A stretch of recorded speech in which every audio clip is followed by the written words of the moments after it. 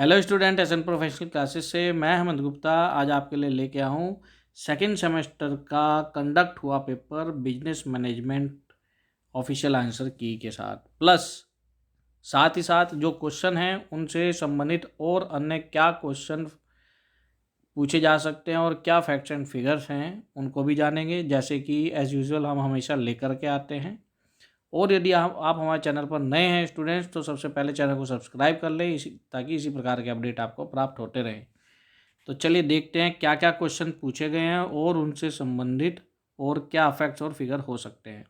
तो first question पूछा गया है, Herzberg is the resident of. Herzberg निवासी थे, कहाँ के निवासी थे? ये अमेरिका के निवासी थे। ऑप्शन नंबर डी इसका करेक्ट आंसर है। इसके बाद नेक्स्ट क्वेश्चन आपसे पूछा गया है स्टूडेंट्स, अधिकांश व्यावसायिक उपक्रमों के असफल होने का प्रमुख कारण अकुशल नेतृत्व है। यह कथन है किसका है? तो यह कथन कूटज एवं ओडोनेल का है। ऑप्शन नंबर ए इसका करेक्ट आंसर है।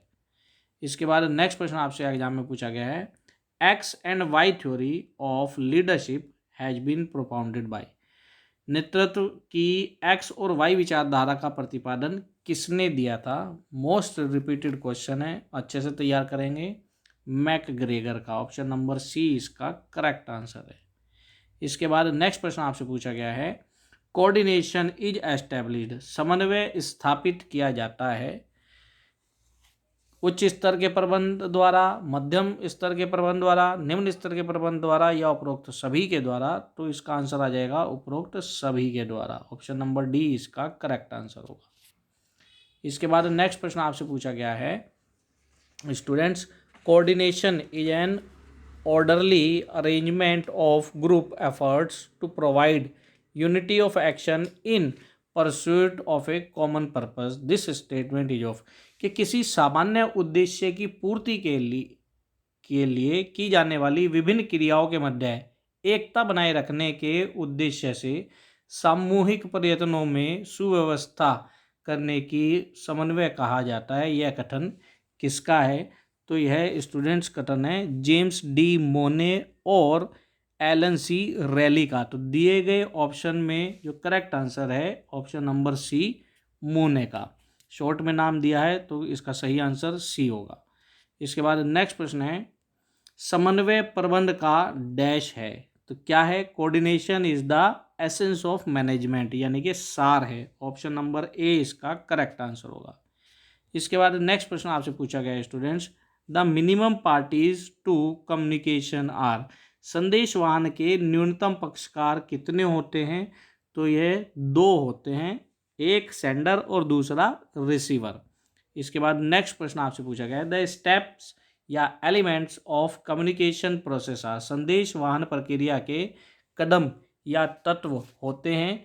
तो ये मुख्यतः 7 होते हैं। ऑप्शन नंबर डी इसका करेक्ट आंसर होगा। 7 कौन कौन से होंगे इनको अच्छे से नोट डाउन कर लेंगे। Number 1 sender, number 2 encoding, number 3 message, number 4 channel या media, number 5 decoding, number 6 receiver और नंबर 7 फीडबैक।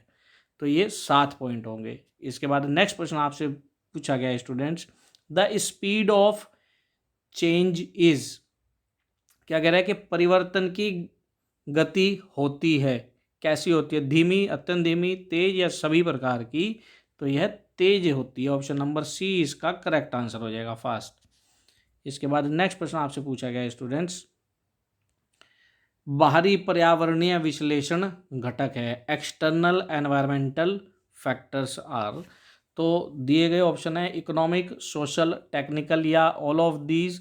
तो इस क्वेश्चन का जो करेक्ट आंसर आ जाएगा वो है ऑल ऑफ दीज। बेसिकली ये किस एनालिसिस से संबंधित क्वेश्चन है? तो एक एनालिसिस है PESTLE, पेस्टल एनालिसिस। आपसे कई बार एग्जामिनेशन में इसकी फुल फॉर्म भी पूछ लेता है या किसी एक पर्टिकुलर लेटर के करेक्ट स्पेलिंग के बारे में मान लेता है। तो ध्यान रखेंगे, पेस्टल एनालिसिस की जो फुल फॉर्म होगी स्टूडेंट आप उसको भी नोट डाउन कर लीजिए आपके एग्जामिनेशन के पॉइंट ऑफ व्यू से। तो पेस्टल एनालिसिस में पी का मतलब है पॉलिटिकल, ई का मतलब है इकोनॉमिक, एस का मतलब है सोशल, टी का मतलब है टेक्निकल, या टेक्नोलॉजी, और एल का मतलब है लीगल, और ई का मतलब है एनवायरमेंटल। तो ये थे इंपॉर्टेंट पॉइंट, आप इसको अच्छे से नोट डाउन करेंगे।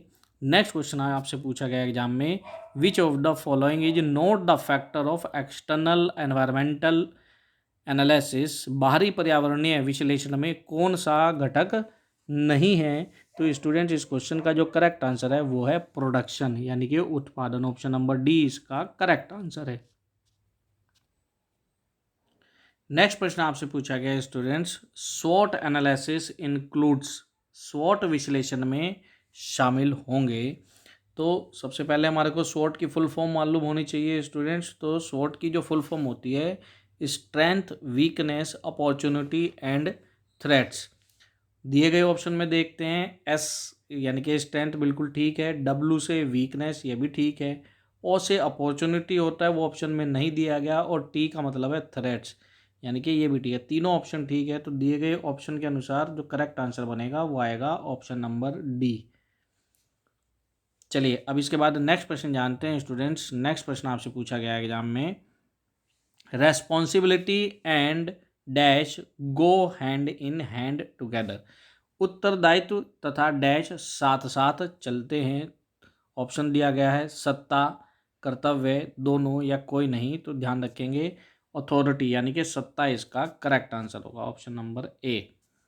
इसके बाद नेक्स्ट प्रश्न आपसे पूछा गया है, organisation facilitates adoption of new dash, संगठन नए डैश को आने की सुविधा देता है। तो इस प्रश्न का जो करेक्ट आंसर है वो है प्रबंध, ऑप्शन नंबर डी इसका करेक्ट आंसर होगा।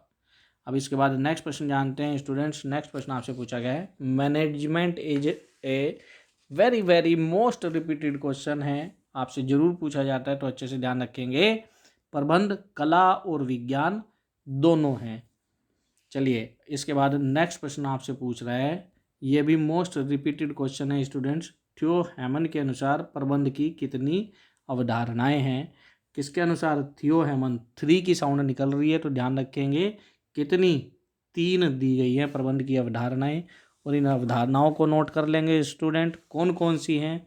Management as a process, management as a noun, और मैनेजमेंट एज ए डिसिप्लिन। आपसे एग्जाम में ऐसे भी पूछ सकता है कि थियो हेमन के अनुसार प्रबंध की जो 3 अवधारणाएं दी गई हैं उनमें से निम्न में से कौन सा है, या निम्न में से कौन सा नहीं है। तो ये ध्यान रखेंगे, जब आपको नाम याद है तो आप अच्छे से सही आंसर बना पाएंगे। नेक्स्ट प्रश्न है students, in the modern age management is, आज के युग में प्रबंध है कैसा है, अनिवार्य है, आवश्यक है, अनावश्यक है, या ऐच्छिक है। तो यह आंसर आ जाएगा आवश्यक है, नेसेसरी है, ऑप्शन नंबर बी इसका करेक्ट आंसर होगा। इसके बाद नेक्स्ट प्रश्न जानते हैं स्टूडेंट्स। नेक्स्ट प्रश्न आपसे पूछा गया है, significance of management is in, प्रबंध की महत्ता है व्यापार के लिए, उद्योग के लिए, सेवा के लिए, या सभी जगह पर। तो यह सभी जगह पर आवश्यक है, ऑप्शन नंबर डी इसका करेक्ट आंसर हो जाएगा। इसके बाद नेक्स्ट प्रश्न है स्टूडेंट्स। नेक्स्ट प्रश्न पूछा गया, टेलर ने प्रबंध के सिद्धांतों का प्रतिपादन किया था, कितने सिद्धांतों का प्रतिपादन किया था। तो स्टूडेंट्स दिए गए ऑप्शन के अनुसार आपको इसका आंसर लगाना है। तो ऑप्शन के अनुसार जो बेस्ट बनता है वो बनता है ऑप्शन नंबर डी, 8। वैसे सामान्यतः आपको 4 ऑप्शन दिखाई देंगे जो इन्होंने अपने प्रबंध के सिद्धांत प्रतिपादित किए थे। जो 14 सिद्धांत दिए थे वो हेनरी फ्योल ने दिए थे, ध्यान रखेंगे। चलिए अब इसके बाद नेक्स्ट प्रश्न है students, birth place of Taylor is, Taylor का जन्म स्थान है कहाँ का है, वह अमेरिका के हैं, ऑप्शन नंबर डी इसका करेक्ट आंसर होगा। इसके बाद नेक्स्ट प्रश्न आपसे पूछ रहा है स्टूडेंट्स, मोस्ट रिपीटेड क्वेश्चन है, the father of scientific management, वैज्ञानिक प्रबंध के पिता के रूप में निम्न में से किसको जाना जाता है। तो स्टूडेंट्स ध्यान रखेंगे, वैज्ञानिक प्रबंध के पिता के रूप में FW टेलर को जाना जाता है, शॉर्ट में दिया है टेलर, तो ऑप्शन नंबर ए इसका करेक्ट आंसर होगा। अब इसके बाद नेक्स्ट प्रश्न जानते हैं। तो नेक्स्ट प्रश्न आपसे पूछा गया है, प्रबंध का सार है कौन सा है, समन्वय, संगठन, स्टाफिंग या नियंत्रण। तो स्टूडेंट्स कोऑर्डिनेशन को प्रबंध का सार माना गया है। ऑप्शन नंबर ए इसका करेक्ट आंसर होगा। अब इसके बाद नेक्स्ट क्वेश्चन जानते हैं स्टूडेंट्स। नेक्स्ट क्वेश्चन आपसे पूछा गया है, secondary function of management are, प्रबंध के सहायक कार्य हैं। कितने कार्य बताए गए हैं? तो ये 2 बताए गए हैं। और कौन कौन से हैं? नंबर 1 डिसीजन मेकिंग और नंबर 2 इनोवेशन। चलिए अब इसके बाद नेक्स्ट क्वेश्चन जानते हैं स्टूडेंट्स। नेक्स्ट क्वेश्चन है, according to Koontz and O'Donnell the main functions of management are, Koontz और ओडोनेल के अनुसार प्रबंध के प्रमुख कार्य कौन से हैं? कितने बताए गए हैं? ये 5 बताए गए हैं। ऑप्शन नंबर ए इसका करेक्ट आंसर है। इन 5 ऑप्शन को आप नोट डाउन कर लेंगे स्टूडेंट्स।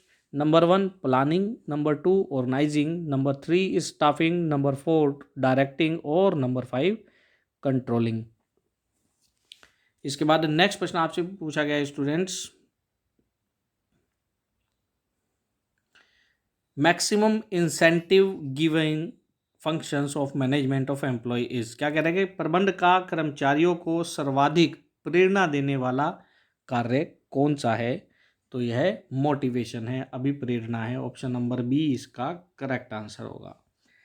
स्टूडेंट्स ये थे हमारे एग्जाम में पूछे गए पहले 25 क्वेश्चन के ऑफिशियल आंसर की के साथ सॉल्यूशन और साथ ही साथ इनसे संबंधित इम्पोर्टेंट फैक्ट्स जो आपको अपने आगे के एग्जामिनेशन के लिए अच्छे से तैयार करने हैं। वहाँ से भी आपसे क्वेश्चन पूछ सकता है। स्टूडेंट्स यदि आप हमारे चैनल पर नए हैं तो चैनल को सब्सक्राइब जरूर करें। वीडियो कैसा लगा कमेंट बॉक्स में कमेंट जरूर करें और साथ ही साथ इस सेशन को अपने अन्य मित्रों के साथ जरूर शेयर करें ताकि वो भी इसका बेनिफिट ले सके। आगे के अपडेट प्राप्त करने के लिए मिलते हैं अपने नेक्स्ट सेशन में। तब तक के लिए bye bye student and best of luck for your examination.